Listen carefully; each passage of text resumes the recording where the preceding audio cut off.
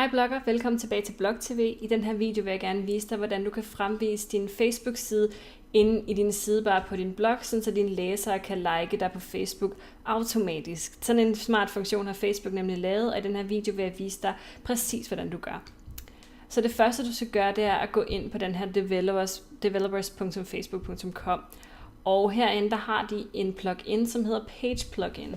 Og det er en rigtig smart funktion til dig, som har en Facebook-side til din blog, ligesom jeg har her til min blog Wanderings. Det er sådan en fanside, hvor man simpelthen bare kan like. Nu kan I se, jeg liker selvfølgelig min egen blog. Det er sådan en side, hvor alle dine læsere de kan like din blog og følge med den vej igennem, og hvor du så kan reklamere for alle dine nye indlæg og hvad der ellers skulle være inde på Facebook.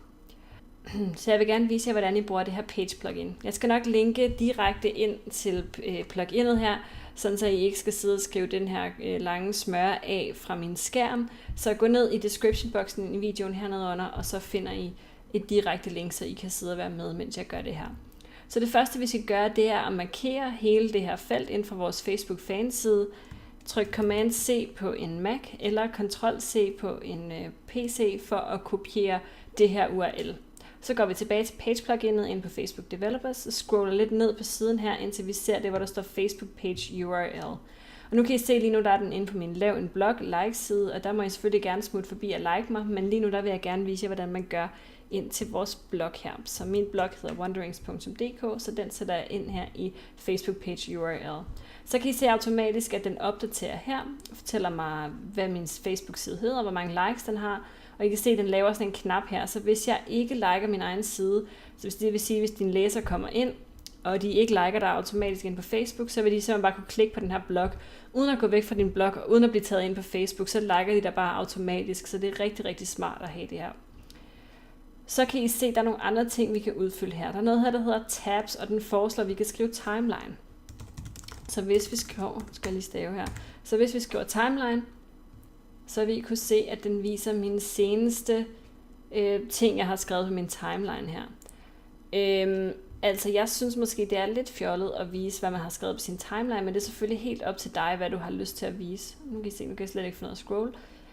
Så det vil jeg nok personligt slette. Du kan se, den foreslår også, du kan skrive messages, for eksempel. Det er de beskeder, som folk de sender til dig. Og du kan også skrive events, så hvis du har et event coming up, som du har lavet ind på din Facebook-side, så kan du skrive events her i tabs, og så vil den også vise de event-informationer i din Facebook-page her, som vi får sat ind på bloggen.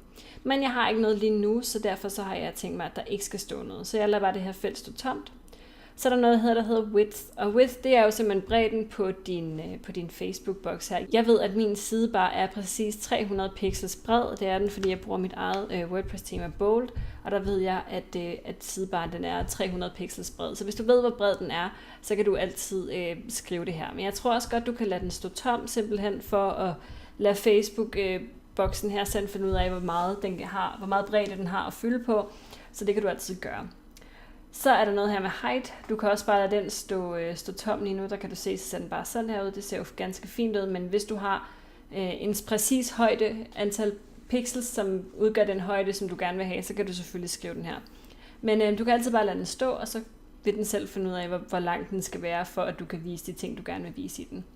Så har du mulighed for at use den small header. Det vil simpelthen bare sige, at din header den bliver en del mindre.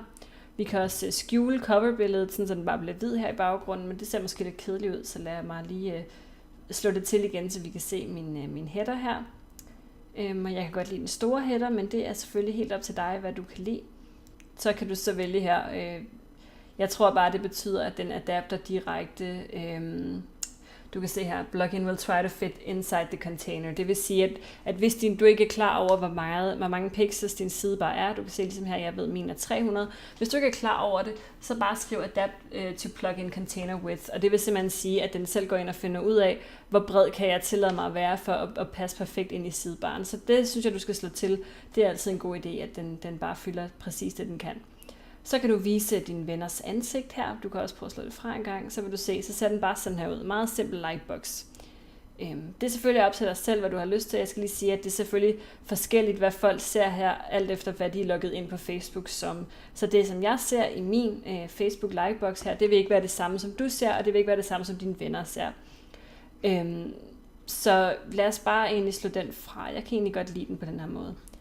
Når du så er tilfreds med den måde, som din Facebook-boks her den ser ud på, så trykker du simpelthen bare på Get Code. Og nu kan du se, at der kommer en hel masse forskellige kode herinde på Facebooks side. Og det er simpelthen fordi, du er inde under det, der hedder JavaScript. Og hvis du gerne vil gøre det her på en nem måde, så trykker du herop i stedet for, hvor der står iframe. Og så kan du se, så der lige pludselig kun én slags kode, vi skal forholde os til. Så det er det, vi gerne vil have fat i. Så hvis du står herinde, og der er rigtig meget forskellige kode, så tryk over på det, der hedder iframe. Det er meget nemmere at arbejde med. Så kan du se, at der står en masse kode i boksen her. Det du gør, er simpelthen bare at dobbeltklikke på det, så du får markeret det hele.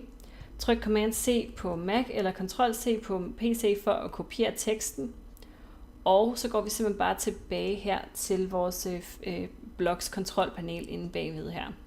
For at sætte koden ind herinde, så skal vi sætte den ind der, hvor vi gerne vil have, at den skal vises. Og vi vil jo gerne have, at den bliver vist inde i vores sidebar. Så det du gør, er at gå ned til udseende, og så trykker du på det, der hedder widgets. Widgets er det, som vi bygger vores sidebar op med, og som du kan se herude i min sidebars opbygning, så kan du se, at jeg har en hel masse forskellige ting stående her. Den, som vi så skal have fat i, det er den, der hedder tekst, og I kan se, det er den, jeg er rigtig glad for at bruge på min blog, og det er, fordi den er så nem at customize lige præcis på den måde, man har lyst til.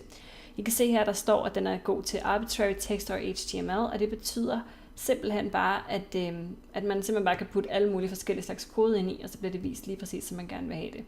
Så jeg tager den, trækker den op her, som I kan se, og så står den her. I kan se her i title, der skal jeg skrive det, som jeg gerne vil have til at stå. I kan se i den første widget her, der står der simpelthen bare velkommen. Hvis vi scroller lidt længere ned, så kan I følge mig på Instagram for eksempel. Så det er den titel, som jeg har skriver i det felt, I kan se, som kommer frem der. Så i titlen, der skriver jeg følg med på Facebook. Og så sætter jeg markøren hernede i den store boks. Og så trykker jeg Command-V på Mac eller Ctrl-V på PC for at indsætte alt det kode, vi lige har kopieret inden fra Facebook Page Plugin. Det ser rigtig fint ud og rigtig forvirrende, men lad os trykke på gem her engang. Og gå tilbage til bloggen, Moment of Truth. Tryk på headeren her, eller simpelthen bare herop, og så genopfrisk din side. Opdater den en gang. Sådan der. Så går vi ned en gang, og der kan I se allerede følg med på Facebook. Helt fantastisk. Så det du kan gøre er selvfølgelig, når dine læser kommer ind her, så kan de trykke like, og så liker de simpelthen din Facebook-side automatisk. Det er en rigtig, rigtig smart måde at få flere likes på, så du altid er sikker på, at du får vist dine følgere, hvor de kan følge med inde på Facebook. Og det er jo rigtig smart at have dine læsere til at følge dig inde på Facebook, for så kan du reklamere hver gang du laver et nyt indlæg, og få dem til at komme ind og læse den på den måde. Så jeg håber, du kunne bruge guiden her til noget. Jeg er rigtig glad for, at du så med.